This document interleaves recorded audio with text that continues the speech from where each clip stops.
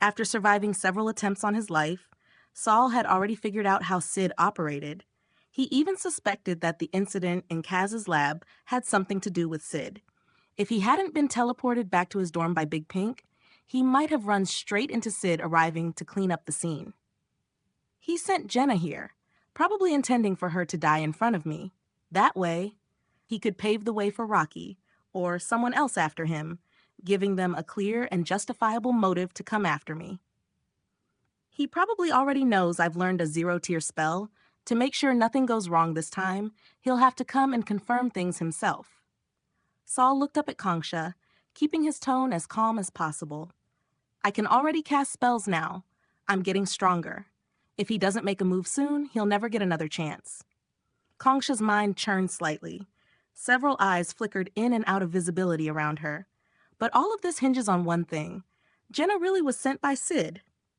I'm about 50% sure, Saul said, but I think that's enough. Even if I'm wrong, it'll only cost you a few afternoons. 5 days from now is our first apprentice test. He'll have to act before that. A few afternoons? You think I've got that kind of free time? Kongsha snorted. Saul showed an awkward expression. Sorry, Senior. I'll try to think of another way. The afternoon after tomorrow, then. Saul blinked in surprise. Why was she so sure? You've let Sid know that I'm your backer, haven't you? The afternoon after tomorrow, that's when I'll be taking my test. Saul immediately frowned. You're saying Sid will pick a time when you're not around? Of course, he's been planning this for a long time. He'll choose the best possible moment. Saul's frown deepened. He gritted his teeth. Can you ask your mentor to postpone your test? No way. But moving it up, on the other hand, is perfectly fine. Kongsha smiled. She seemed to enjoy seeing Saul flustered. You don't need that second potion I offered anymore anyway, right? So taking my test a bit early isn't a big deal. Her eyes flickered in and out of sight, sometimes staring at Saul's face, sometimes at his left hand. Lucky you. Very lucky. Saul let out a long breath, his shoulders relaxing. He lowered his head and wiped away non-existent sweat from his brow.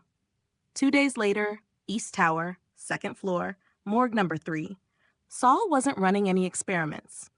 He was sitting on the lab table, absent-mindedly flipping through Speculation on Soul Vessels, a book he had just received. It had been handed to him personally by Big Pink, who told him to study it thoroughly. But staring at the silk pages, Saul's legs were jittery and his brain couldn't even process the words. He'd often turn the page only to realize he hadn't understood a thing from the last one and would have to flip back again. Knock, knock, knock. It's time. Saul perked up immediately. He hadn't attended class these past 2 days. He kept his schedule erratic, so people's eyes would naturally fall on the morgue. The waiting had been nerve-wracking, but now that it was finally beginning, Saul found himself suddenly calm. His legs stopped shaking, his mind cleared. He stashed the book away and got up to open the door. Standing outside was a haggard Rocky. He clearly hadn't washed or slept for days. Dark circles under his eyes, bloodshot and wild. What are you doing here? Saul's tone was laced with annoyance and surprise, but his left hand was already raised to his chest. You killed Jenna, didn't you? Rocky stared at Saul, eyes full of fury. No. Saul's expression darkened. Who's been feeding you that nonsense? You know it's forbidden to kill fellow apprentices, right? Rocky's eyes reddened further. Then why did I see her red dress here? What did you do to her? Saul froze. He remembered Jenna had worn a bright red dress that day, but that dress had gone into the big chest with Jenna. What had Rocky seen? Saul forced himself to look annoyed. I told you, I didn't kill Jenna, and there's no dress here. Someone's clearly messing with you. But Rocky wasn't listening. He mumbled to himself.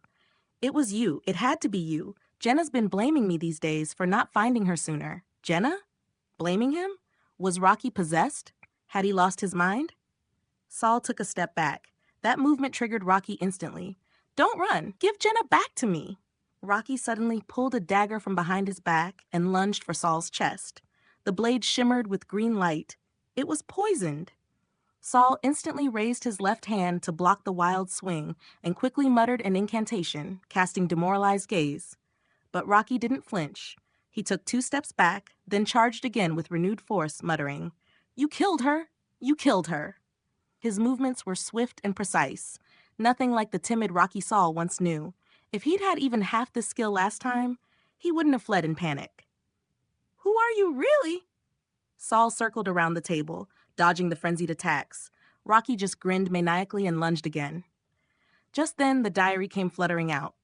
Saul could only dodge while glancing at the rapidly scrawling text. May 23rd, year 314, lunar calendar. You were attacked by an unknown consciousness possessing Rocky. His dagger carries a terrifying cursed poison. You were slashed across the chest.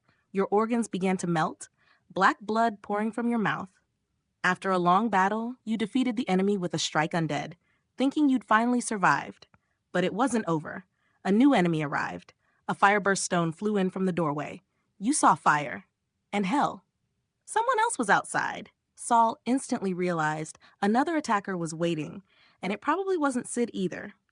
A long battle? Then I need to finish this fast. Saul dove behind the teleportation platform and cast Strike Undead at Rocky. The spell was far more powerful than Demoralized Gaze. Rocky reeled as black smoke rose from his face and skin, his movements slowing visibly. A dead spirit possession, just as the diary said. If it hadn't warned me, I wouldn't have thought to use that spell so quickly. After all, Rocky looked very much alive. Without that clue, it would have taken too long to guess he was possessed by a wraith. But one Strike Undead wasn't enough to take him down completely. If this dragged on, it could really become a prolonged fight, and Saul couldn't afford that. The hidden attacker outside could strike at any moment. Rocky leapt onto the teleportation platform, dagger raised high, trying to plunge it into Saul's heart. But Saul pulled something from his sleeve, a disposable magic wand he had traded a pile of credits for from Kongsha. Ice Dagger!